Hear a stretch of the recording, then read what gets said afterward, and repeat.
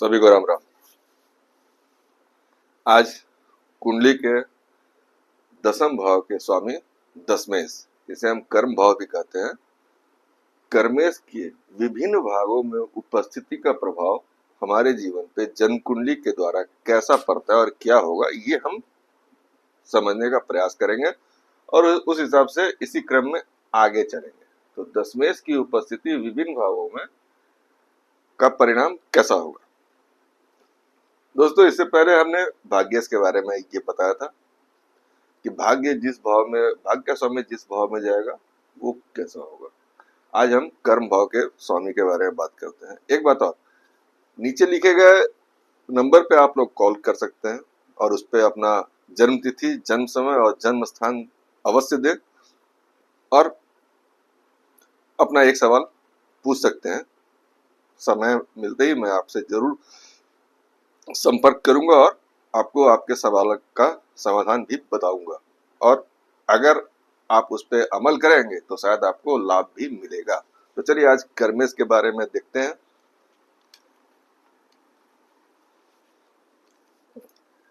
कर्मेश दसम भाव का स्वामी अगर लगन में चला गया तो फिर उसका प्रभाव क्या होता है। जातक पिता का आज्ञाकारी होता है और माँ से उसका विचारों का मतभेद रहता है। दशमेश अशुभ हो तो जातक के पिता की उम्र उसके कम आयु में ही हो जाती है। जातक का उम्र जैसे जैसे जातक की आयु बढ़ती है वैसे वैसे वो सुखों को प्राप्त करते चला जाता है। माने बाल्यकाल में कष्ट होगा, फिर थोड़ा सा बढ़ेगा उसका उम्र तो अच्छा हो जाएगा, फिर से पर कि बाद में जाके वो अच्छा हो जाता है। अब अगर कर्मेश अगर धन भाव में चला गया तो फिर इसका परिणाम क्या होगा वो बताते हैं। जातक लोभी प्रवृत्ति का होता है। जातक को क्या बोलते हैं, माता से कुछ विशेष लगाव रहता है। जातक अल्पभोजी, थोड़ा सा खाना खाने वाला होता है। जातक आलसी भी हो सकता है। अगर 10 में शुभ ग्रह है तो जातक को पिता का साथ और पैतृक धन भी उसे प्राप्त होता है। अब उसी तरह कर्म से अगर तीसरे भाव पराक्रम भाव में आ जाता है तो जातक अपने घर से, माने 10 में अपने घर से अगर इसको गिनेंगे तो ये छठा घर होगा। 1 2 3 4 5 6, 10 में का अपने से छठे भाव में जाना अशुभ माना जाता है। और क्या बोले इसको, जातक का विरोध हर वक्त कोई ना कोई करने वाला उसके सामने हमेशा दिखाई देगा। ऐसी स्थिति में जातक का माता का साथ हमेशा उसे प्राप्त रहता है। 10 में शुभ हो तो जातक सभी का सहयोग, माने विरोध करने वाला उसका कोई नहीं होगा, सब उसका साथ देगा और उससे वो अपना जीवन में पूर्ण सुख भी प्राप्त कर लेगा। ये दशमेश का अगर तीसरे भाव में जाता है तो एक तरफ उसे विरोध अगर मिल रहा है, अगर पाप ग्रह या अशुभ ग्रह का साथ है, और अगर एक तरफ अगर शुभ ग्रह का साथ है तो फिर उसे सब कुछ मिल जाता है। अब आइए, 10 में से अगर चतुर्थ भाव माता सुख भवन वाहन वाले भाव में है तो फिर उसका क्या होता है। ये स्थिति जातक को सभी प्रकार के सुख दिला सकने में सहायक सिद्ध होती है। जातक की रुचि राजनीति में भी रहती है। अगर जातक कोशिश करे राजनीति में अपना प्रभाव या प्रभुत्व जमाने का तो शायद उसे उसका फायदा भी मिलते हुए देखा जा सकता है। कर्मेश अगर पंचम भाव में शिक्षा संतान भाव में अगर आ जाता है, सूत भाव में, तो फिर यहाँ की स्थिति जातक को अच्छे कर्म करने वाला बनाती है। गाने बजाने तथा मनोरंजन का रुचि भी ये जातक रखता है। और जातक का असली धन उसके संतान है और वो अपने संतान के माध्यम से अपनी ख्याति भी प्राप्त करता है, क्योंकि संतान भी सत्कर्म करने वाले होते हैं और वो अपने कर्मों के द्वारा ही विख्यात भी होते हैं।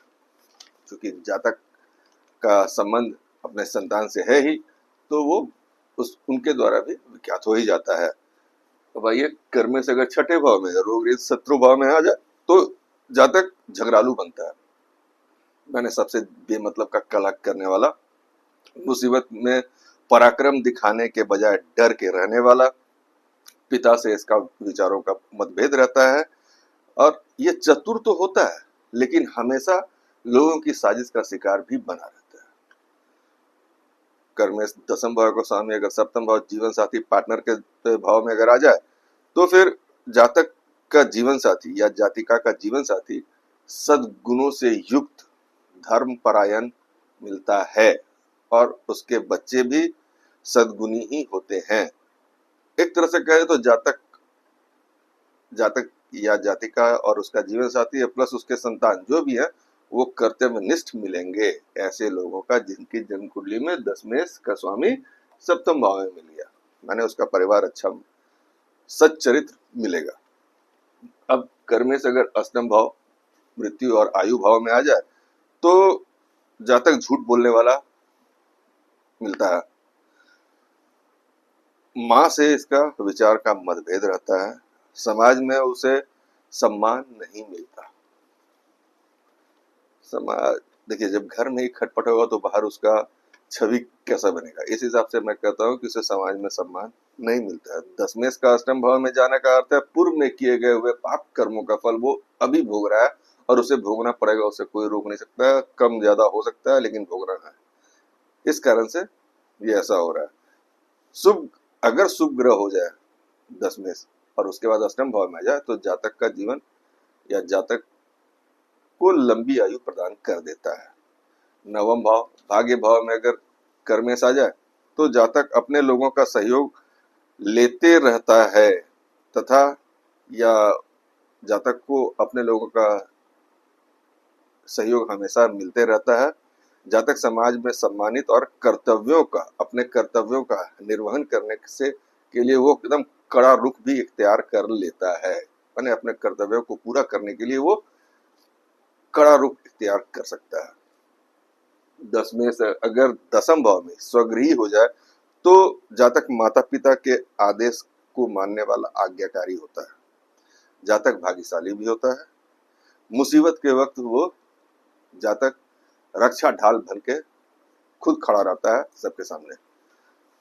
कर्मेश अगर एकादश भाव लाभ भाव आय भाव में चला जाए तो यहाँ एक तरह से शुभ अशुभ ग्रह जो भी है वो किसी न किसी कारण प्रकरण शुभ फल तो देगा ही, उसे कोई काट नहीं सकता। ये ऐसा भाव है कि कैसा भी लंगड़ा लूला ग्रह भी आ जाए ना तो वो चलना सिखाई देगा। तो 11 भाव में अगर कर्मेश अगर आ जाता है तो फिर उससे जातक की माँ की उम्र लंबी हो जाती है, अपने कार्यों वो जो भी काम करता है उससे उसको लाभ मिलता ही मिलता है। जातक को समाज और परिवार में सम्मान भी मिलता है, क्योंकि भाई अगर वो लाभ कमा रहा है तो आजकल का समाज का ढर्रा ऐसा है कि भाई जो कमा रहा है ढंग से कमा रहा है अच्छा कमा रहा है तो इज्जत उसको अपने आप मिल ही जाता है। वो बाद में पर्दा जब उठेगा तब पता चलेगा कि वो अच्छे कर्मों से कमा रहा है कि बुरे कर्मों से कमा रहा है, ये बात की बात है। अशुभ दशमेश जीवन साथी से विचारों का मतभेद दिलाता है और जीवन साथी उसका हमेशा किसी न किसी रोग से त्रस्त रहता है।